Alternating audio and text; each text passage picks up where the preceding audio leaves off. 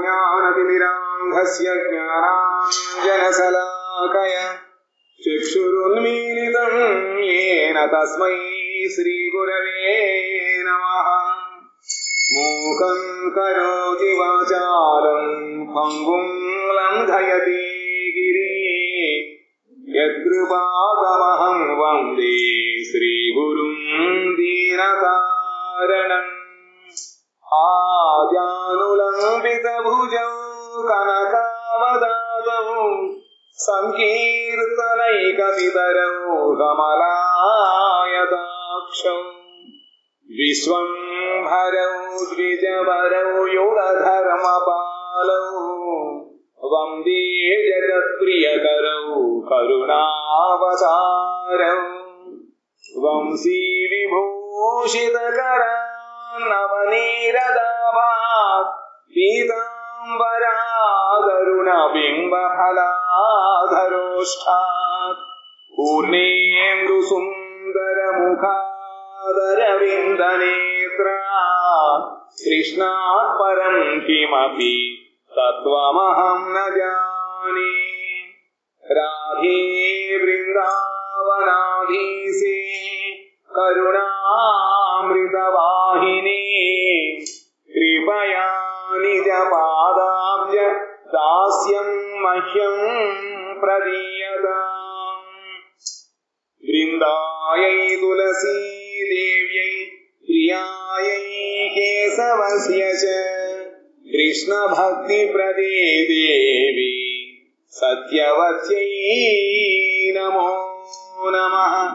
నారాయణం నమస్కృత్య నరం చైవ నరోత్తమం దేవీం సరస్వతీం వ్యాసం తతో జయముదీరయేత్. శ్రీకృష్ణ చైతన్య ప్రభు నిత్యానంద శ్రీ అద్వైత గదాధర శ్రీవాసాది గౌరభక్త వృంద. హరే కృష్ణ కృష్ణ కృష్ణ హరే హరే హరే రామ రామ రామ హరే హరే.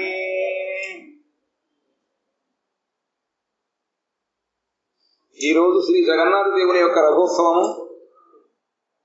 భగవంతుడు అఖిలాండ కోటి బ్రహ్మాండ నాయకుడు అయ్యుండి కూడా భక్తులకి వసుడయి ఏ విధములుగా సేవలు స్వీకరిస్తాడో దానికి జాజ్వల్యమాన ప్రమాణము శ్రీ జగన్నాథ దేవుని యొక్క పూరి క్షేత్రం. జగన్నాథ దేవుని యొక్క మహాప్రసాదం యొక్క మహాత్మ్యం చాలా గొప్పది. భగవత్ ప్రసాదము అది ఎంతో సుకృతి ఉంటేనే కానీ లభించదు. ఒకానొక సమయంలో నారద మహర్షి లక్ష్మీదేవి ప్రసాదాన్ని స్వీకరించి తన్మయత్వంతో వచ్చాక శివలోకానికి, కైలాసానికి. ఆ నారద మహర్షి రోజు ఉండేటువంటి స్థితి కన్నా ఈ రోజు ఎంతో ఆనందముగా ప్రేమ వికారముతో కూర్చొని ఉన్నట్టు ఆయన. అది చూసి శివుడు అడిగేటప్పటికీ నాకు ఈ రోజు ఆ జగన్నాథునైనటువంటి భగవంతుడి ప్రసాదాల స్వయంగా లక్ష్మీదేవి ఇచ్చింది, మరి నాకేదన్నట్టు. ప్రసాదాలు లేదు కదా. చాలా మంది అంటారు ఆయన గోరుకు అందుకుని ఉందని. ఆయన మహాభావం శేఖరుడు కోపంలో ఉంటాడా? ఆ విధంగా ఉంటుందా? పూర్వకాలం ఈ విధంగా అయితే ఆ పాండవ వనవాస సమయంలో ద్రౌపదీదేవి ఆ దుర్వాసుడు అతని శిష్యుల యొక్క ఆ సేవ ఎలా చేయాలని చెప్పి చింతిస్తూ భగవంతుని ప్రార్థిస్తే భగవంతుడు కృష్ణుడు వచ్చాడు. ఆకలిగా ఉంది అనబెట్టమన్నాడు. అసలే ఆకలి సమస్య కోసం నేను ప్రార్థిస్తున్నప్పుడు ఆకలి ఎక్కడ తెచ్చిపెట్టను అనుకుంది. అంటే లేదు, అక్షయ పాత్ర అంత మనకు తెలిసిందే కదా. అది ఆవిడ అక్షయ పాత్రలో ప్రసాదాన్ని స్వీకరించిన తర్వాత ఇంక అందులో ఉండదు అనమాట. ఆవిడ స్వీకర మహాప్రసాదం అంటే ఆ భోజనానికి ముందు ఎంతమంది వచ్చినా కూడా పెట్టగలుగుతుంది. అంతా అయిపోతే అక్కడికి పెట్టేసింది. మరి భగవంతుడు వచ్చాడు, దాంట్లో ఏదో అంటుకుని ఉంది. అంటే ఆ విధంగా శ్రద్ధగా కలిగి ఉందా భగవత్ సృష్టి అన్నమాట. ఇక్కడ కూడా ఆ నారదుడి చేతిలో భగవత్ ప్రసాదం కొంచెం మిగిలి ఉంది. అది శివుడు తిని ఆయన తాను వృత్తి చేస్తున్నాడు. దాంతో చూసేటప్పటికి పార్వతి చూస్తుంది. ఏమిటయ్యా ఏమిటంటే ఇది అయ్యి నేను మీ యొక్క అర్థాన్ని నాయపడుతున్నారు, మహాప్రసాదం జగతో దొరకనటువంటిది అని చెప్పి నేను మా లక్ష్మీదేవిని అడిగి ఆ ప్రసాదాన్ని లోకమంతా కూడా నేను పంచిపెడతాను. జీవులందరినీ కూడా ఈ విధంగా భగవత్ ప్రేమకి ఆ భగవత్ కృపకి నేను పాత్రలు చేస్తానని చెప్పి ఆవిడ పూరి క్షేత్రం విమలాదేవిగా ఆవిర్భవించింది. లక్ష్మీదేవి కమలాదేవి. ఆ జగన్నాథ స్వామి యొక్క ప్రసాదము విమలాదేవికి అయిన తర్వాత ఆనందపదాలు అందరూ పొందుతూ ఉంటారన్నమాట. ఏ విధంగా లక్ష్మీ పార్వతీదేవి ఈ జగన్నాథ స్వామి ప్రసాదాన్ని లోకంలో పంచిపెట్టిందో ఆ విధముగానే ఎవరెవరైతే భగవంతుడి యొక్క దేవాలయములకు వెళ్లి లోపలికి వెళ్లి దర్శనం చేసుకోవాలన్నటువంటి వారు ఉన్నారో వాళ్ళందరికీ దర్శనం ఇవ్వడం కోసము, అందరి యొక్క సేవ తీసుకోవడం కోసం భగవంతుడు ఆయన స్వయం మూల విగ్రహము బయటికి వచ్చి రథయాత్ర రూపంలో ఊరేగుతుంది అన్నమాట. ఇది ఎక్కడ ప్రపంచంలో లేదు. మూల విగ్రహం అన్ని విజయ విగ్రహాలు సేవలు తీసుకుంటాయి కానీ మూల విరాట్ ఎక్కడ కూడా బయటికి రావడం ఉండదు. ఒక్క జగన్నాథ స్వామి యొక్క ఆలయంలో మాత్రమే.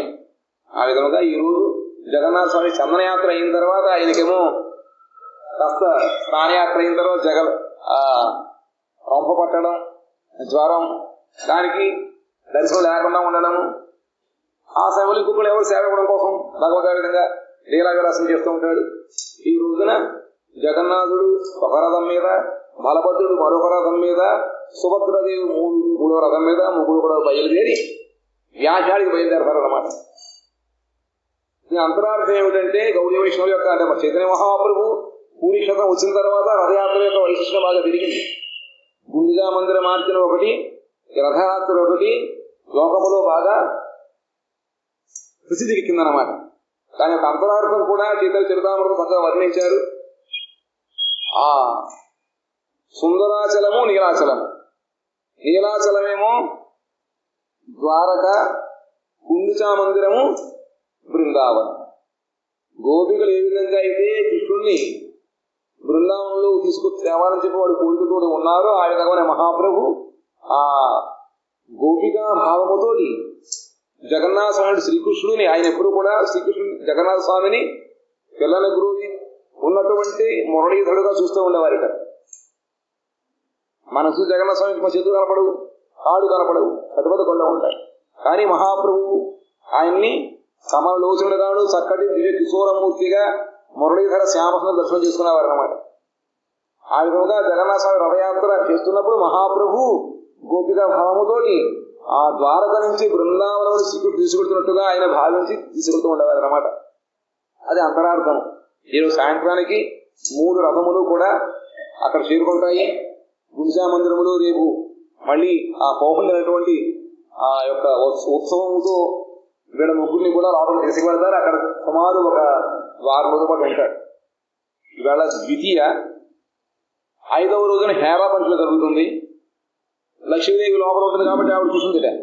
వీళ్ళు వెళ్ళారు ఇంకా రాలేదు ఏమైందని చెప్పి ముగ్గురు కలిసి వెళ్ళారు, ఏమైంది చూసేటప్పటికి అక్కడ సేవలు పొందుతున్నాడు బృందావనంలో. వెంటనే అక్కడికి వెళ్ళి వాళ్ళందరూ పట్టిస్తున్నారు అనమాట. మా కృష్ణుడు మీరు బంధం చేశారని చెప్పి అదొక ఉత్సవం జరుగుతూ ఉంటుంది. దాన్ని హేరా పంచమి అంటారు. దాని తర్వాత ఈ ఆకాశంలోనే మళ్ళీ జగన్నాథ స్వాముడు తిరిగి నీలాచలంలో వంటి జగన్నాథ స్వామి ఆలయంలో దాన్ని ప్రవేశిస్తారనమాట. ఇది గొప్పగా జగన్నాథ స్వామి రథయాత్ర అంత దర్శనం చేస్తాం. అందరికీ బాగా తెలుసు దీని గురించి. 3 రథములు కూడా వాళ్ళ యొక్క రథముల పేర్లు వేరు, అలా చక్రాల సంఖ్య వేరుగా ఉంటుంది, ఆ ధ్వజముల యొక్క సంఖ్య వేరుగా ఉంటుంది అనమాట. ఆ విధముగా ఆ జగన్నాథ స్వామి ఈ రోజు అందరి యొక్క సేవ తీసుకోవడం కోసం, దర్శనం ఇవ్వడం కోసం అందరూ కూడా రథం మీద చూపిస్తూ ఉంటారు. రకరకాల ప్రదీపాలు, దీపములు వెలిగిస్తూ ఆయన నైవేద్యం పెడుతూ ఎక్కడికక్కడ అనమాట. అదే అందరికి నైవేద్యం అక్కడ స్వీకరిస్తారు. అటువంటి ఉత్సవము జగన్నాథ స్వామి రథయాత్ర ప్రతి సంవత్సరం జరుగుతూ ఉంటుంది.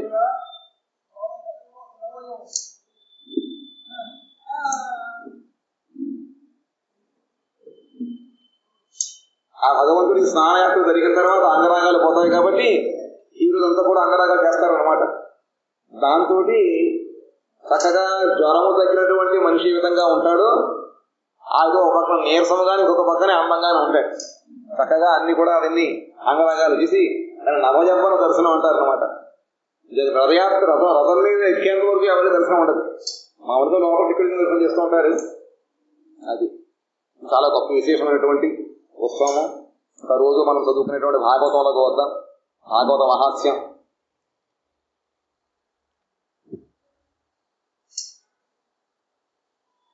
ఆ విధంగా పరీక్షిత మహారాజు సుఖదేవ గోస్వామి భాగవత అమృతాన్ని పంచిపెట్టడం కోసం ఆయన సమావేశం అయినప్పుడు దేవతలందరూ కూడా స్వర్గలోకంలో ఉండేటువంటి అమృతాన్ని తీసుకొచ్చారు.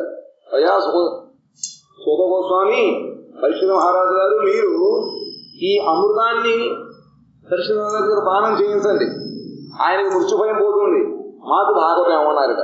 ఇది ఆలోచించాక దేవతలు ఎప్పుడు కూడా వీళ్ళు వాళ్ళ యొక్క కార్యమును చేయించుకోవడములో మహా కుశలురు వాళ్ళు. అటువంటిది ఈ అమృతం కోసం పెద్ద యుద్ధం కూడా జరిగింది. అయినా కూడా అమృతం ఉదాహరణగా ఇస్తున్నారంటే నేను ఎక్కడేదో రహస్యం ఉంది అనుకున్నారు. చూసేటప్పటికీ ఈ భాగవతం అనమాట. అది భాగవతం నాకు చాలా గొప్పదనం, అందుకని ఇవ్వడానికి ఒప్పుకోలేదు అంటున్నారు ఆయన. క్వసుధా క్వకథాలోకి క్వకాచక్వమణిర్మహాన్ బ్రహ్మరాతో విచార్యైవం తదా దేవాజ్ఞహాసః అనుకున్నారట. ఆహా, ఈ లోకములో గాజు ఎక్కడ, అధికములను మణి ఎక్కడ? చూడడానికి మణి గాజు ఒకలానే ఉంటాయి, కానీ ఎవరికైతే మణుల యొక్క తత్వం తెలుసో వాడు దాన్ని పరీక్ష తీసుకుంటారన్నమాట. కాబట్టి గాజు ఒకే దాని యొక్క విలువ ఎంత, మణి యొక్క విలువ ఎంత? క్వసుధ క్వకాచక్వ మణి మహాన్. అధికమూల్యమైన మణి ఎక్కడ, అట్లే అమృతం ఎక్కడ, కథ ఎక్కడ? ఇది కథామృతము, అది ముఖ్యామృతము అని ఆలోచించి శుకుడు అప్పుడు దేవతలను ఎగదాడి చేశాడు. ఎక్కిందట గొప్పవాళ్ళు వీరు అని చెప్పి ఆయన రహస్యం తెలుసుకుని వాళ్ళని ఈ విధంగా అన్నట్ట. అభక్తాంస్తాంశ విజ్ఞాయ నదౌసకథామృతం శ్రీమద్భాగవతీ వార్త సురాణామపి దుర్లభ. భక్తి లేని వారిని ఎరిగి, ఎవరు దేవతలు భక్తి లేదు అని తెలుసుకుని శుకుడు వారికి కథామృతమును వసంగలేదు, భగవత్ కథ వాళ్ళకి ఇవ్వలేదు. అందువలన ఈ శ్రీమద్భాగవత కథ దేవతలకు కూడా దుర్లభమైంది, వాళ్ళకు కూడా ఇది తెలియదన్నమాట. అంత గొప్ప భాగవతం. రాజ్ఞో మోక్షం తథా వీక్ష్య పురాధాసాపి విస్మితః సత్యలోకే తులాం బద్ధ్వా తోలయాత్ సాధనాన్యతః. పూర్వకాలమున శ్రీమద్ భాగవతమును శ్రవణము చేసి పరీక్షణ మహారాజు ముక్తి పొందుటను చూసి బ్రహ్మ కూడా ఆశ్చర్యపడ్డాట. బ్రహ్మదేవుడు కూడా ఆశ్చర్యం కలిగింది. మాకెవరికి ఎక్కలేదు అయినటువంటి మోక్షము లేదా భగవద్గతి అనేటువంటివి ఈ పరీక్ష మహారాజు కలిగిందే అని ఆశ్చర్యపడ్డాట.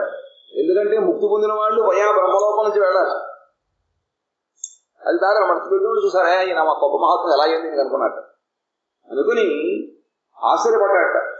ఆయన సత్యలోకమున త్రాసును కట్టి అన్ని సాధనను చూశాట. ఆయన అమ్మగారు ఒక త్రాసు పెట్టాడు, చూశాట ఎన్ని సాధనలు ఉన్నాయి, ఎన్ని కూడా సాధనలు చూశాడు. అక్కడ లఘూన్యన్యాని జాతాని గౌరవేణ ఇదం మహత్ తదా ఋషిగణా సర్వే విస్మయం పరమం యయుః. ఇతర సాధనలన్నీ తూలికలో తేలికైపోయాయట. ఆ తులుకలు వేస్తే శ్రీమద్ భాగవతంతో పాటు అన్ని వేసినా కూడా ఏది కూడా తోలే, అవన్నీ కూడా సైకిల్ ఎత్తిపోతున్నాయి, తేలికైపోయాట. తన మహాత్మ వలన భాగవతమే అన్నిటికంటే పొడుగుగా దూకినది. ఆ భాగవతం యొక్క తన స్వమహాత్మ్యం వలన, ఆ భాగవతం గొప్పతనం వలన ఆ భాగవతం అటువంటి పళ్ళెం మాత్రము ఎప్పుడు కిందకే ఉంది, మిగతావన్నీ పైకి. ఇది చూచి ఋషులందరూ మిగిలిన విస్మయం పొందారు. ఆశ్చర్యపడే ఋషులందరూ కూడా ఈ భాగవతానికి ఎంత గొప్పతనం ఉందా, ఎంత మహాత్మ్యం ఉందా అని చెప్పి.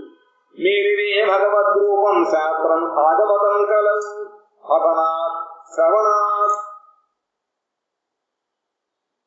తస్య సద్యో వైకుంఠ ఫలదాయకం. పఠనాత్ శ్రవణాత్ సద్యో వైకుంఠ ఫలదాయకం. కలియుగమున భగవద్రూపము ఈ భాగవత శాస్త్రము పఠనము వలన శ్రవణము వలన వెంటనే మోక్షమునిస్తున్నట్టుదని వారు నిశ్చయించరి. ఆ సభల వారు ఒక నిర్ణయానికి వచ్చారట, ఈ కలియుగములో ఈ భాగవతం సాక్షాత్ భగవద్ రూపము. ఎందుకంటే మనం విన్నాం కదా, 12 స్కందములు భగవంతుడి యొక్క 12 అవయవములు అన్నమాట. ఆ విధముగా భాగవతం అంతా కూడా భగవంతుడి యొక్క స్వరూపము. ఈ భాగవతాత్మ పఠనము వలన, శ్రవణం వలన వెంటనే మోక్షం ఇస్తుందని చెప్పి వాళ్ళు నిర్ణయించారు. సద్యో ముక్తిదాయకం. పఠన శ్రవణ సద్యో వైకుంఠ ఫలదాయకం. వైకుంఠ లోకాన్ని హరింపజేస్తున్న ఈ భాగవతం విన్నట్లయితే, ఇది చదివా వినా కూడా, సప్తాహేన శృతం చైత సర్వదా ముక్తిదాయకం సనకాద్యై పురా ప్రోక్తం నారదాయ దయాపరై. సప్తాహ విధితో శ్రవణము చేసిన పిమ్మట ఇది నిశ్చయముగా భక్తి నొసంగును. 7 దినములు వ్రతముగా కనుక మనం దానిని విన్నట్లయితే వెంటనే మనకి భక్తిని ఇస్తుందిట. తప్పకుండా భక్తి నొసంగును. పూర్వకాలమున దీనిని దయాపరాయణులకు సనకాదులు దేవర్షికు నారదునకు వినిపించిరి. పూర్వకాలంలో ఈ భాగవతాన్ని చతుస్సనులు నారదుడికి వినిపించారు. అది ఎలా జరిగిందండి అంటున్నారు. నారదుడు 7 రోజులు అంటే నారదుడు 10 ఉంటాడు, 7 రోజులు ఉంటాడా? ఆయనకు ఒక ఆశ్రమం లేదు, ఒక ఇల్లు లేదు, ఆయన త్రిలోక సంచారి. ఆయన పైగా అది వరం అనండి, శాపవనం అండి, ఎప్పుడు తిరుగుతూ ఉంటాడని చెప్పి ఆయనకి ఒక వరం ఉంది. త్రిలోక సంచారి, ఒకసారి ఇప్పుడు ఉండడు ఆయన. కాబట్టి ఈ నారదుడు మరి 7 రోజులు ఎక్కడ ఉండి విన్నాడు? ఒక ఆశ్చర్యం అన్నారు. ఎవరు?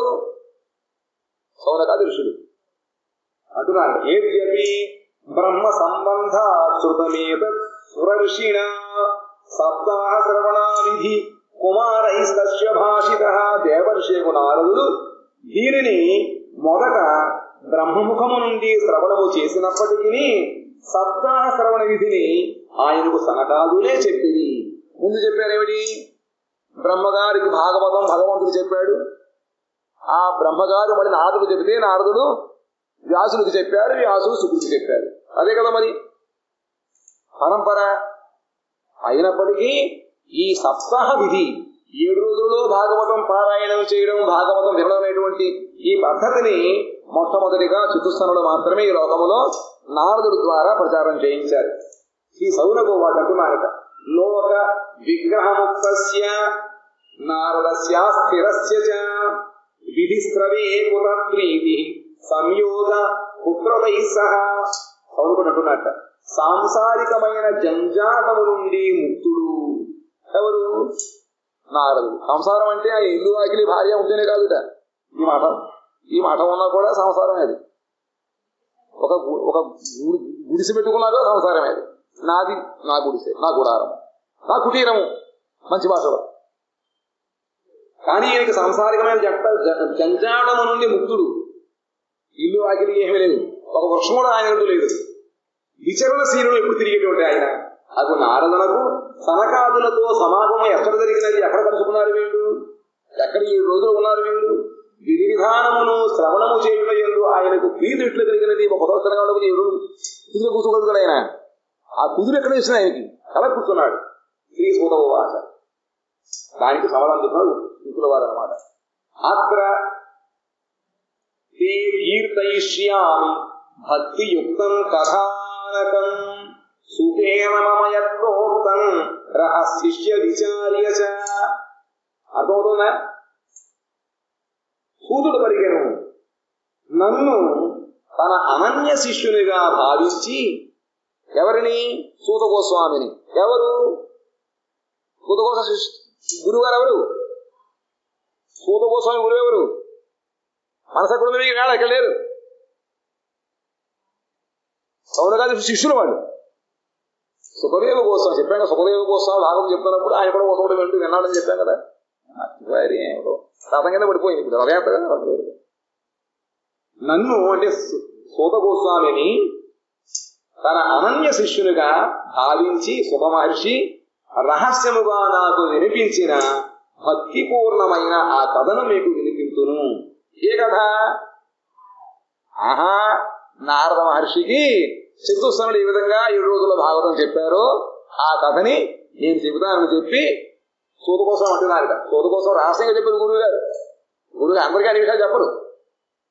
ఆ గురువు గారు ఈయనకి వేరుగా చెప్పారనమాట. అనన్య శిష్యుడు కాబట్టి. అదేమిటి కథ జాగ్రత్త వినండి. ఏకదా హి విశాలాయాం చత్వార ఋషయో అమలాః సత్సంగార్థం సమాయాత దద్రుసుస్తత్ర నారదం. ఆ చతుస్సరుడు నలుగురు కూడా ఒకనాడు విశాలపురి అంటే బదరీ క్షేత్రములో నిర్మలైనటువంటి ఆ నలుగురు ఋషులు చతుస్సనుడు సత్సంగమునకై కూడికి అక్కడికి వచ్చారు. సత్సంగం చేద్దామని. వీళ్ళు ఎక్కడ ఉంటారు? ఉంటారా? ఎక్కడ ఉంటారు? ఎవరు? చతుస్సనుడు.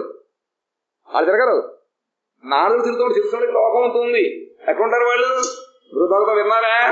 2వ భాగం ఏమో చెప్తుంటారు. రికార్డులు పెట్టుకుంటాం, వింటాం. ఎప్పుడో వింటాం, జ్ఞాపకం ఉండదు. ఇది ఏ లోకం? భూలోకం, భువర్లోకం, స్వర్గలోకం, భూభువ స్వహ మహా జన. మహర్లోకంలో జనలోకం 2 లోకాలు వీడు ఉంటూ ఉంటారు. చతుస్సనుడు ఉండేటువంటిది ఆ లోకం. ఎవరైతే వర్ణాశ్రమ ధర్మాలని పరిపూర్తిగా పాటిస్తూ ఉంటారో వాళ్ళకి ఆ లోకాలలో సద్గతి జరుగుతూ ఉంటుంది. ఏ లోకం?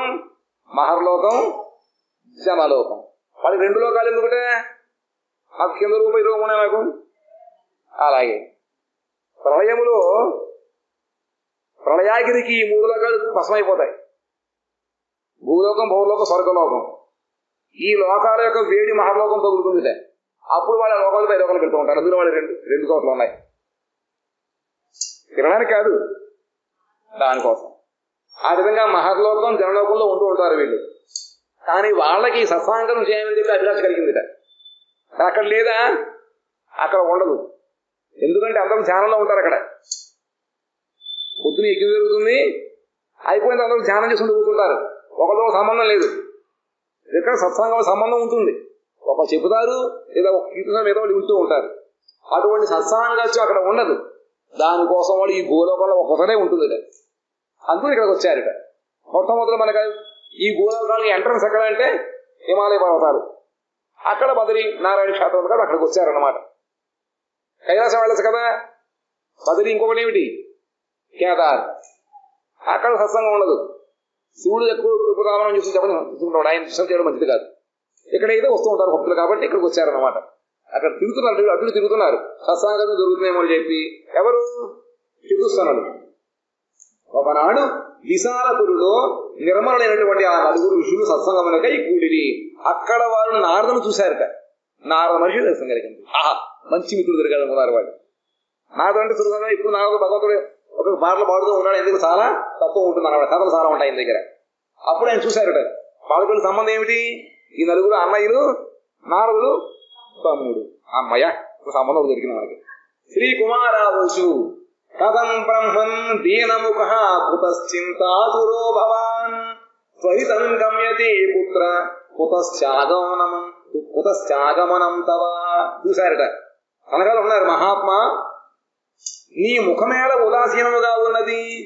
నిరంతరము భగవన్నామ సంకీర్తన చేస్తూ నీ ముఖం ఇప్పుడు కూడా చక్కగా ప్రకాశంగా ఉంటుంది. అటువంటి ఇప్పుడు వెలవలపోయింది ఏమిటి? ఎందుకు దీనుడుగా ఉన్నావు? ఏం పోగొట్టుకున్నావు నువ్వు? నీ వేణాలను దొరికిసారా? నీ పావుకోడు దొంగిలించారా? ఏమైంది నీకు? నీ ముఖమేళ ఉదాసీనముగా ఉన్నది. నీవు చింతాతుడుగా ఉన్నావు. ఎలా? ఎందుకు నీకు చింత? ఇంత త్వరగా ఎక్కడికి వెళుతున్నావు? అడవికి ఎక్కడికి వెళ్తున్నావు? కాసేపు ఉండమన్నారు. నీవు ఎక్కడి నుండి వస్తున్నావు? ఎక్కడి వస్తున్నావు? ఎక్కడికి వెళ్తున్నావు నువ్వు అడిగారు. ఇదానీం శూన్య చిత్తోసి గత చిత్తో యథా జనః తవేదం ముక్త సంగస్య నోచితం వద కారణం అంటున్నారు.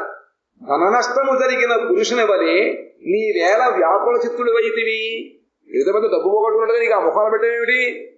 సంపదలు ఏమన్నా నీకు అసలు ఏమీ లేవు కదా. ఒక్క చిన్న గుడిసి కూడా లేదు. అటువంటివి నీకు ధనం ఏముందిట? ధనం పోయిన వాళ్ళు అలా మొహం పెట్టుకున్నావు ఏమిటి? ఈ సమస్య ఏమిటి అన్నారట. ఎందుకు నువ్వు ఇలా వ్యాకుల చిత్తుడై ఉన్నావు? నీ వంటి ముక్త సంగునకు ఇది ఉచితము కాదు. నువ్వు మహాపురుషుడు, ముక్తుడివి. అటువంటివి నీకు ఈ విధంగా ఉంటే మరి ఎలాగా? మహాత్ముడి దగ్గరికి వచ్చినప్పుడు వాడు ఏదైనా వాళ్ళ కష్టాలు చెప్పుకుంటే మనకి ఒళ్ళు ఉండదు.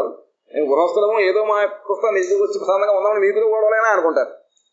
ఆ విధంగా మీ దగ్గరికి వస్తే మేము నువ్వు మరి మహాత్మ ఇవ్వండి నీ ముఖంలో పెట్టుకుంటే అలాగే అన్నారు. వాడు దీని కారణం ఏంటన్నారు.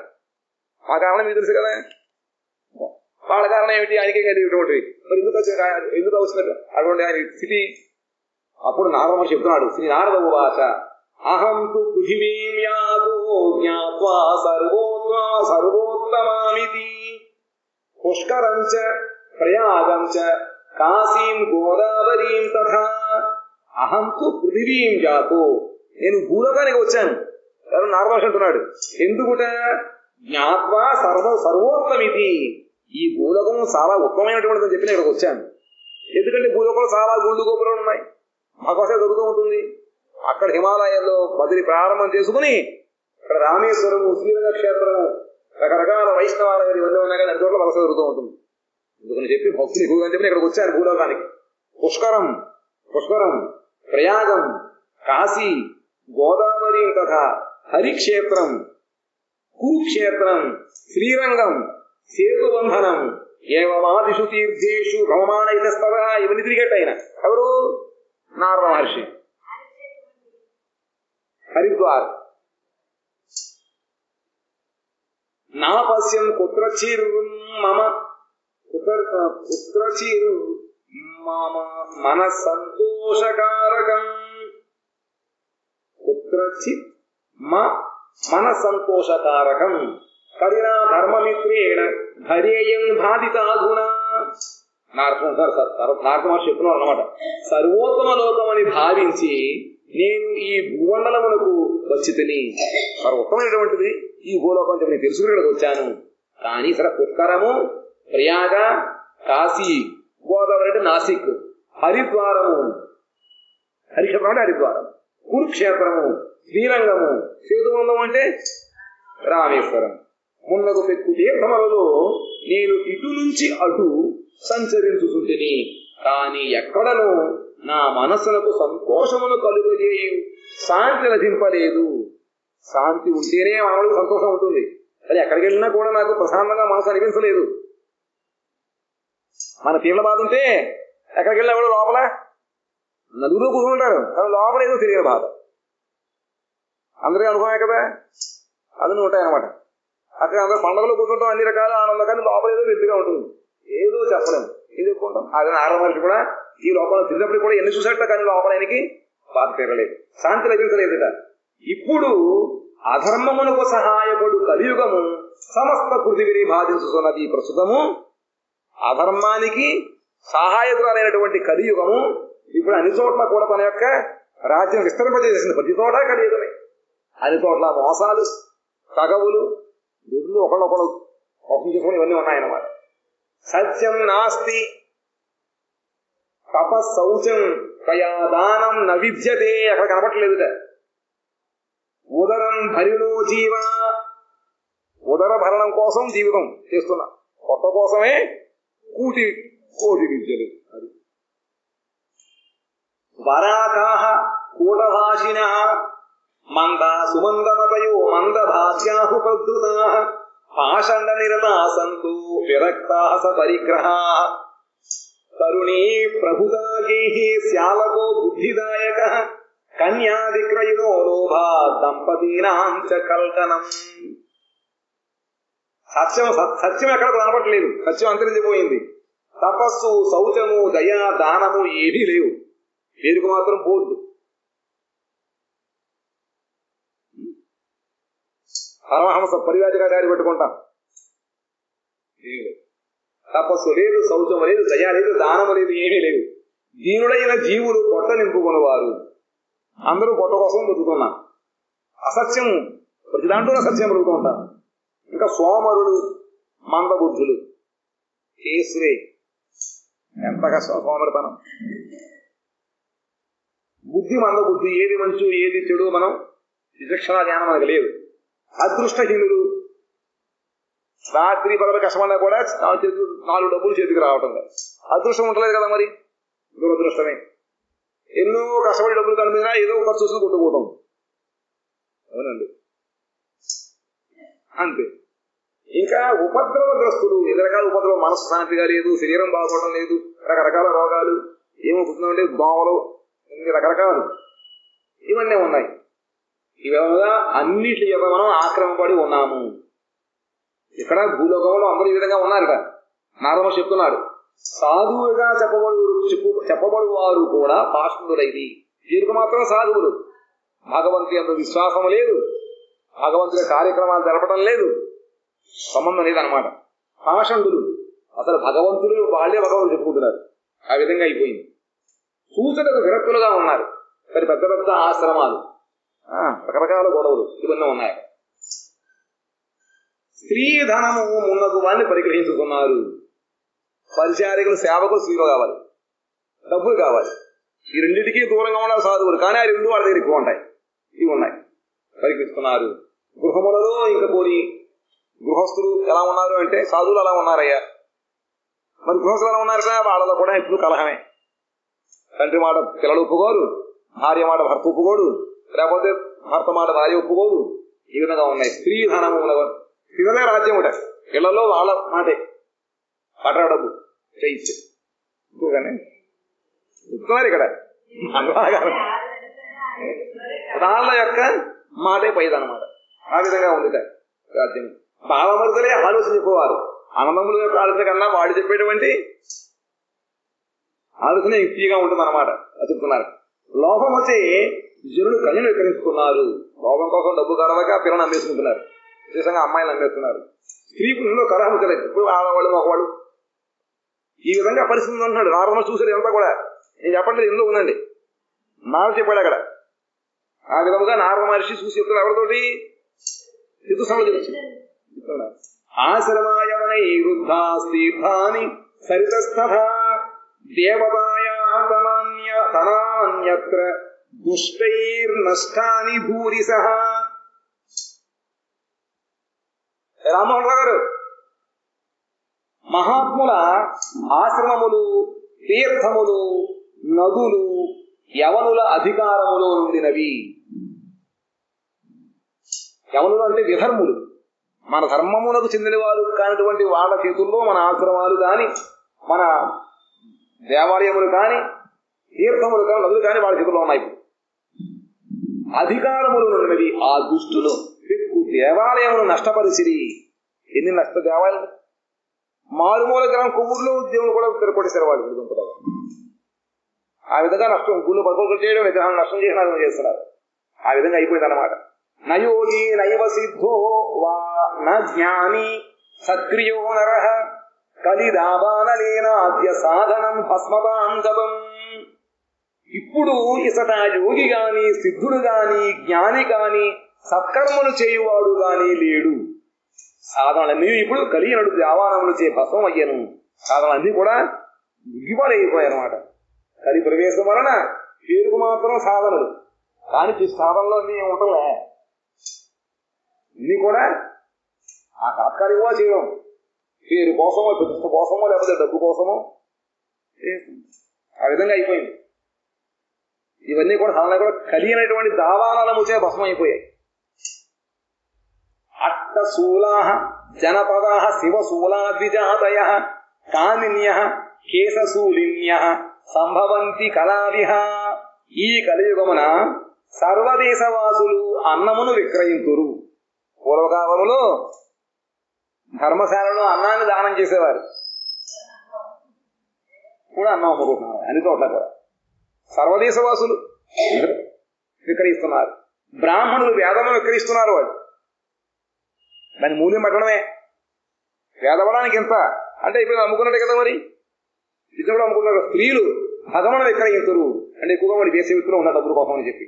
ఏవం పశ్యన్ కరేర్దోషాన్ పర్యటన్ అవనీమహం యామునం తదమాపన్ను యత్ర లీలాహరిరభూత్. ఈ విధముగా కలియుగములో దోషములను చూసుసు భూమి అంతా కూడా సంచరిస్తున్నట్టు ఆయన తిరిగి తిరిగి అనుకున్నట్ట. ఇప్పుడే కదా మొన్న దాపరయంలో శ్రీకృష్ణుడు బృందావనం లీల చేశాడు, అక్కడికి వెళ్ళడం ఎలా ఉంది అనుకున్నాడు. ఇప్పుడే అయింది కాబట్టి కాస్త ఇంకా అక్కడ వెనక కాస్త చిహ్నాలు ఉంటాయి అనుకున్నాడు. బాబు ఎవరు? నారద మహర్షి అనుకుని అక్కడ వెళ్ళాట. సంచరించు నేను యమునా నదీ తటమును చేరుకుంటుని. అక్కడ చేరుకున్నట్ట. ఆ తట శ్రీకృష్ణ భగవాను లీలలు ఎన్నో జరిగాయి. ఇన్ని రకాల లీల చేసేది కొన్నారు.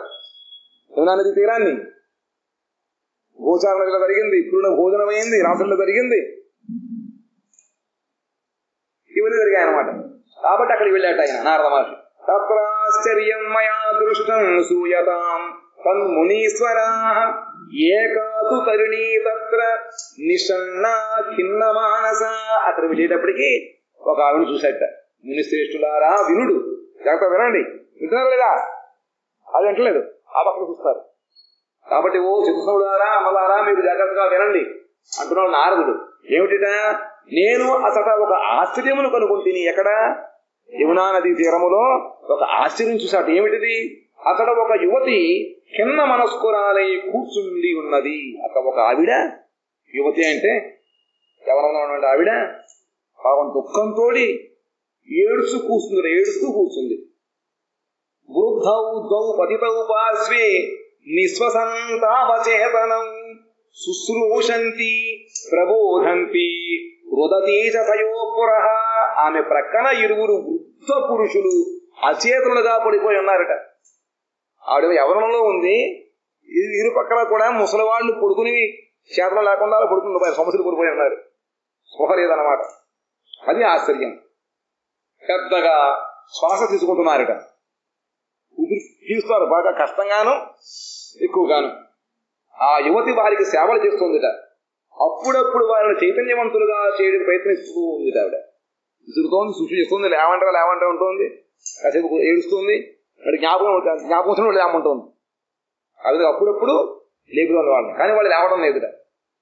అప్పుడప్పుడు వారి ఎదుట ఏడుస్తుంటాను, ఏమైపోయిందని చెప్పి ఇస్తుంది ఒకటో. మరి వాళ్ళకి ఆవిడకి సంబంధం ఏమిట?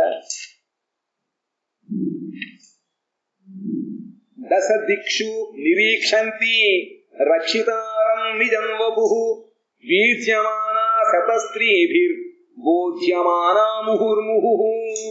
ఆమె తన శరీరమును రక్షించు పరమాత్మను దశ దిశలు చూపుతున్నది.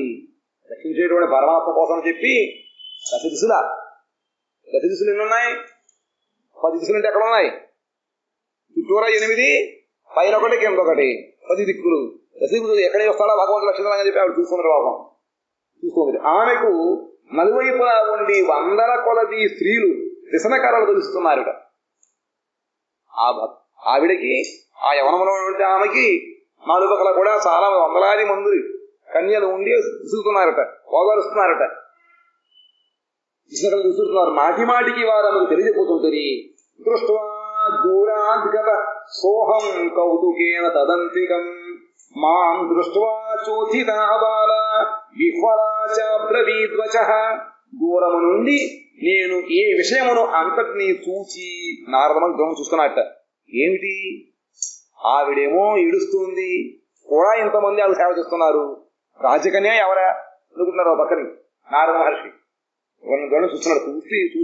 చూస్తూ లోపల కుతూహలం, తెలుసుకోవాలని కోరిక. ఏమిటి? మహాత్ముడు కాబట్టి దుఃఖానికి కావాలని తెలుసుకునే సహాయం చేయొచ్చు, ఏదో మంత్రం చెప్పచ్చు, ఏదో బోధన చేయొచ్చు, చూసి సహాయం చేసేవాడు కాబట్టి నారద మహర్షి చూస్తున్నట్ట.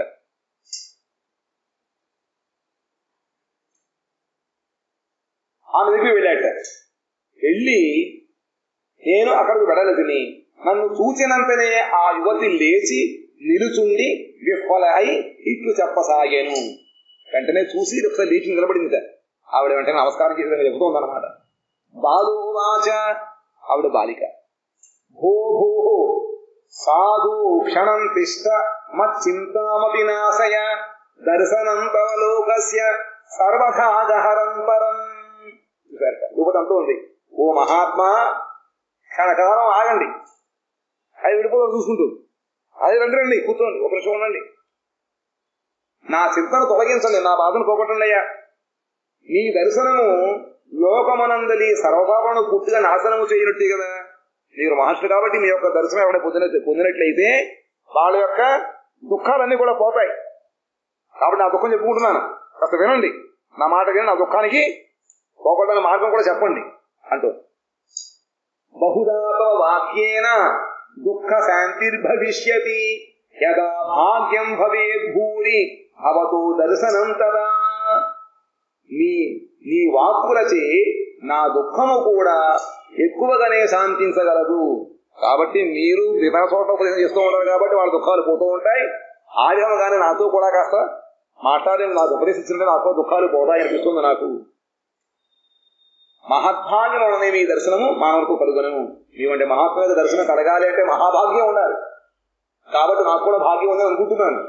మీరు ఎందుకు కనబడ్డారో మీరు, కాబట్టి నా దగ్గరికి రండి, నా మాట కాస్త వినండి అని అంటోంది.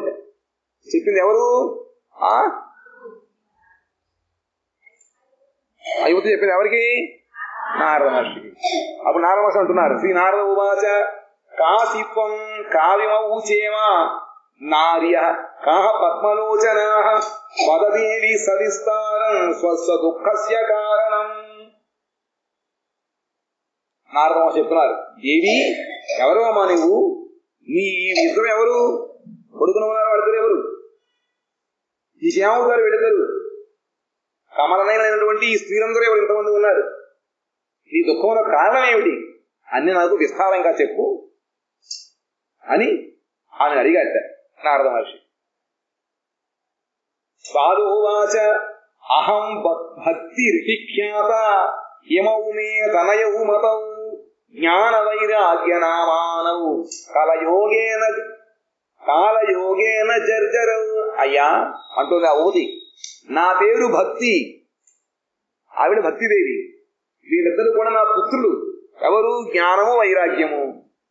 కానీ కాల ప్రభావం వచ్చి వీళ్ళిద్దరు ముసలాళ్ళు అయిపోయారు. గంగాధ్య సరితశ్చేమా మత్సేవార్థం సమాగతాః తథాపి నచమే శ్రేయః సేవితాయా సురైరపి. వీరు గంగా మున్నగు నదులు నన్ను సేవించుటకై ఇసడికి వచ్చరి. వీళ్ళందరూ కూడా ఎవరు? ఆ అమ్మాయిలందరూ కూడా గంగా యమున సరస్వతి నదులు. వాళ్ళందరూ నన్ను సేవించడం కోసం వచ్చారు వాళ్ళు. ఎందుకంటే నాలాంటి మానవులు కూడా స్నానం చేసినట్లయితే వాళ్ళ పాపాలు వండుకుంటాయి. మళ్ళీ ఆ నదులు పవిత్రం చేయడం కోసం భక్తిని సేవిస్తూ ఉంటాయి అన్నమాట. ఆ విధంగా వాళ్ళు నాకు సహాయం చేయడం కోసం సేవించడం కోసం వచ్చారు నా దగ్గర. వీళ్ళందరూ కూడా గంగా మొదలైనటువంటి నదులు వీళ్ళందరూ. ఇట్లు దేవతలచే సేవింపబడుచున్నను నాకు సుఖశాంతులు కలుగుటలేదు. ఈ విధంగా దేవత లాంటి వీళ్ళతోడు నేను సేవలు పొందుతున్నప్పటికీ కూడా వాళ్ళ సేవల ద్వారా నాకు ఎటువంటి ఉపశమనం కలగడం లేదు, నా బాధ తొలగడం లేదు. ఇదానీం శృణు మద్వార్తాం సచిత్తస్త్వం తపోధన వార్తామే విదతాప్యస్తి తాం శ్రుత్వా సుఖమావహ. తపోధన, తపస్సే ధనముగా కలిగినటువంటి ఓ నారద మహర్షి, ఇప్పుడు శ్రద్ధతో నా వృత్తాంతమును వినుము. నా కథ చెప్తాను. ఇప్పుడు ఇంతవరకు మా అబ్బాయిల పేరు చెప్పాను, వాళ్ళ గురించి చెప్పాను, నా పేరు భక్తిన, కానీ నా పరిస్థితి ఏమిటి, నా చరిత్ర ఆ కథ చెప్పలేదు. అది వినమంటాను. ఏమిటది? నేను నా కథ ఆ విధముగా ప్రసిద్ధి చెందినది. నా కథ చాలా పెద్దది, గొప్ప చరిత్ర నాది. అయినను దానిని విని నీవు నాకు శాంతిని కలుగు చేయము. నీకు తెలిసినది ఎనభై కూడా దాన్ని నేను చెప్తాను, విని నాకు శాంతి ఉపాయము చెయ్యము, శాంతిని కలుగు చేయమని చెప్పి ఆవిడ అంటూ ఉంది. ఉత్పన్న ద్రవిడే సాహం వృద్ధిం కర్ణాటకే గదా క్వచిన్ మహారాష్ట్రీ గుర్జరే జీర్ణతాం గత తత్ర ఘోర కలేర్యోగా పాఖండై ఖండితాంగక దుర్బలాహం చిరం యాత పుత్రాభ్యాం సహ మందతాం అంటున్నారు. నేను ద్రవిడ దేశమున జన్మించుకుని, ద్రవిడ దేశం అంటే ద్రావిడ దేశం ఏది? తమిళనాడు. అక్కడ నేను పుట్టాను. కర్ణాటకమున పెరిగి తిని ఒక్కొక్కప్పుడు మహారాష్ట్రను గౌరవింపబడ్డాను. కానీ గుజరాతులో నన్ను వార్ధక్యము ఆవహించినది. ద్రావిడం అంటే దక్షిణ అనుకోవచ్చు, కానీ కావేరీ నది తీరమని చాలా మంది భక్తులు పుట్టారు. కాబట్టి భక్తిదేవి యొక్క ఉత్పత్తి అక్కడ అయిందిట. అక్కడి నుంచి కర్ణాటక తెలుస్తుందట. అక్కడ కూడా కొంచెం ఆవిడికి ప్రభావం పెరిగింది. తర్వాత దక్కనది మహారాష్ట్ర, అక్కడ కూడా చాలా మంది భక్తులు, వాళ్ళందరూ భక్తిని బాగా ఆదరించారు. గుజరాత్ వెళ్ళేటప్పటికీ ముసల్మానాయుడు ఇంకెక్కడ ఆదరణ చూడలేదుట. పాపం భక్తిదేవి ఆ స్థితి వచ్చిందిట. అసట ఘోరమైన కలియుగ ప్రభావముచే పాషండులు నన్ను భిన్న భిన్నము చేసిరి అని అక్కడికి వచ్చేటప్పటికీ పాషండత్వం కలియుగం యొక్క ప్రభావం ఎక్కువైన కారణముగా పాషండత్వం విరిగిపోయిందనమాట. పాషండం అంటే ఏమిటి? భగవంతుడిని ఒప్పుకోకపోవడము, లేదా నేనే భగవంతుడు అన్నాం, జీవుడే బ్రహ్మము భగవంతుడు అనుకోవడం. అటువంటి ఈ తత్వము తెలియనటువంటి వాళ్ళ యొక్క చేతుల్లో పడిపోయి నేను చాలా అవయవాలు కోల్పోయానంటున్నారు. నన్ను భిన్న భిన్నం వచ్చేసినట్టు దాన్ని తగ్గొట్టేశారు, ముఖం కూడా చేశారు. చిరకాలం ఇటు పరిస్థితి అసటే పరిస్థితి ఇంటి వలన నేను నా పుత్రులతో దుర్బలను తేజోహీనను అయితేని. చాలా కాలం ఇటు పరిస్థితి ఎక్కడ వినా అలాగే ఉంటుంది. అలా ఉన్న కారణంగా నేను బాగా ముసలాన్ని అయిపోయాను. ఆ బిడ్డలు కూడా ఇద్దరు జరాగ్రస్తుడైపోయి దుర్బలులు తేజోహీనులు అయిపోయారు. అంటే ఎక్కడ కూడా జ్ఞానము లేదు, వైరాగ్యము లేదు, భక్తి లేనేదనమాట. ఆ విధంగా ఇది అంతా బృందావనం పునఃప్రాప్య నవీనేవ సురూపిణి జాతాహం యువతీ సమ్యక్ శ్రేష్ఠ రూపాదు సాంప్రతం. కానీ మళ్ళీ బృందావనం వచ్చేటప్పటికీ ఆ కృష్ణుడు నడయాడినటువంటి ఆ భూమిని స్పృశించేటప్పటికీ నేను మళ్ళీ నా రూపాన్ని పొందాను. మళ్ళీ నా యొక్క యవ్వనం చక్కగా పూర్తిగా వచ్చింది. పరమ సుందరినయ్యాను, స్వరూపవతిని మంచి రూపం వచ్చింది, మళ్ళీ నవయువతనయ్యాను. ఆ బలము అన్ని ముందు ఎలా ఉందో ఆ విధంగా నేను చక్కగా సర్వసమర్థురాలను అయిపోయాను. ఏమవుతూ శయతావత్ర సుతౌ మే క్లిశ్యతశ్రమాత్ ఇదం స్థానం పరిత్యజ్య వివేశం గమ్యతే మయా. కానీ నా ఎదుట పడి ఉన్న నా ఇరువురు పుత్రులు శ్రమ వలన దుఃఖితులగుతున్నారు. ముసల్తనం వాళ్ళకి వచ్చేసింది, వాళ్ళ పాపం ఎటువంటి శాంతి లేదు. ఏ విధంగా అందరూ దరిద్రులు అయిపోయారు అన్నమాట. ఆ విధంగా వాళ్ళు మూలుగుతూ ఉన్నారు, శ్రమలను దుఃఖితులై ఉన్నారు. ఎంత కష్టం! కళ్ళ ముందు తల్లేమో చిరయవనంలో ఉంటూ కూతురు కనుక ముసలాళ్ళు అయిపోతే ఎలా ఉంటుంది పరిస్థితి? ఆ తల్లి క్షోభ ఎలా ఉంటుంది చూసుకోండి. అందుకని ఆవిడికి ఇంత కష్టం వచ్చిందనమాట. ఇంకప్పుడు ఇప్పుడు నేను అనుకుంటున్నాను, నేను ఈ ప్రదేశాన్ని మొదలుపెట్టి మరి ఒకరు పోదాం అనుకుంటున్నాను, ఇంకొక పెడదాం అనుకుంటాను. వెళ్తే మరి ఆవిడ మనసు ఏమవుతుంటే ఇదం స్థానం పరిత్యజ్య, ఈ రచన వదిలిపెట్టేసి నేను ఇంకో దేశాన్ని పోతానంటో సరిపోదు. ఇంకేముంది ఈ దేశ పరిస్థితి ఏమవుతుంది అప్పుడు? బృందావనం జరషత్వం సమాయాతౌ తేన దుఃఖేన దుఃఖిత సాహంతు తరుణీ కస్మాత్ సుతౌ వృద్ధాదిమౌకుతః. వీరురుగురు వృద్ధులగుట వలన నేను చాలా దుఃఖితురాలనైతిని. పాపం తల్లి ఎలా అంటే తనకి ఎన్ని కష్టాలు వచ్చినా కూర్చుంటుంది, కానీ పిల్లలకు వస్తే వాటి కూర్చుకోలేదు పాపం. అది హృదయం అలా ఉంటుంది అన్నమాట. ఇక్కడేమో పాపం ఈవిడికి దుఃఖం లేకుండా చక్కటి మంచి స్వస్వరూపం వచ్చింది, కానీ ఎదురుకుండా పిల్లలు ఆ పరిస్థితి చూసేటప్పటికీ ఆవిడిక చాలా దుఃఖితురాలైందిట. నేను యువతిని, వీరిరువురు వృద్ధులు, ఇది ఎట్లు పొసగను? సృష్టి ప్రకారం దేశ ప్రకారం ఏమిట? తల్లి యవనంలో ఉంటే పిల్లలు భార్యలో ఉండాలి. కానీ ఇది రివర్స్ అయిపోయింది, ఇక్కడ ప్రతికూలంగా ఉంది. ఇది చూచే విషయం అనుకుంటుంది ఆవిడ. ఇది ఎలా ఉంటుంది మరి? దీన్ని ఎలా బతుకుతాం మేము? ఇది అట్లా పొసగును, ఇది ఎట్లు సభవుతుంది అను. త్రయాణం సహచారిత్వాద్వై పరీత్యం కుతస్థితం ఘటతే జరఠా మాతా తరుణౌ తనయావితి. మేము ముగ్గురము కలసిమెలిసి ఉండువారము, అయినను ఈ విపరీత పరిస్థితి ఎలా? మేము ముగ్గురు ఒకే చోట ఉన్నప్పుడు ఆ దేశ పరిస్థితిగా ఏదైనా మా ముగ్గురికి సమానంగా ఉండాలి కదా. కానీ వాళ్ళిద్దరు ముసలాళ్ళు లేవలేకపోతున్నారు, నేను ఈ విధంగా ఉన్నాను. ఏం అది? సామాన్యముగా తల్లి వృద్ధురాలుగాను పుత్రుడు యువకుడుగాను ఉండవలను కదా. కానీ ఇక్కడ తల్లి ఏమో యువతిగాను పుత్రుడు వృద్ధుడుగాను ఉన్నారు. అత సోజాలితాత్మానం విస్మయావిష్టమానస పదయోగ నిధి భీమన్ కారణం చాత్ర కిం భవేత్. అందువలన ఆశ్చర్యచకిత చిత్తముతో నేను నా ఈ పరిస్థితికి దుఃఖించుతున్నాను. ఒక పక్కనే దుఃఖం, ఒక పక్కనే ఆశ్చర్యం. ఏమిటిది? కాలానికి ఏదో విపరీతంగా ఉంది. నీవు బుద్ధిమంతుడు. ఎవరు? నారదుడు. అయ్యా నువ్వు బుద్ధిమంతుడివి, యోగ నిధివి, నీకు యోగ మొత్తం అని బాగా తెలుసు. కాబట్టి నా ఈ పరిస్థితికి కారణము ఏమియో చెప్పుము. నాకు ఈ పరిస్థితి కారణము, దానికి మళ్ళీ విరుగుడు చెప్పమని చెప్పి నారద మహర్షిని భక్తిదేవి యమునా తీరములో వేడుకుంది. వేడుకుంటే మన ప్రసన్న వరకు చేసి చెప్పేది ప్రసన్న వనం కోసం మనం వేసి ఉన్నాం. వాంఛాకల్పతరుభ్యశ్చ కృపా సింధుభ్య ఏవ చ పతితానాం పావనేభ్యో వైష్ణవేభ్యో నమో నమః.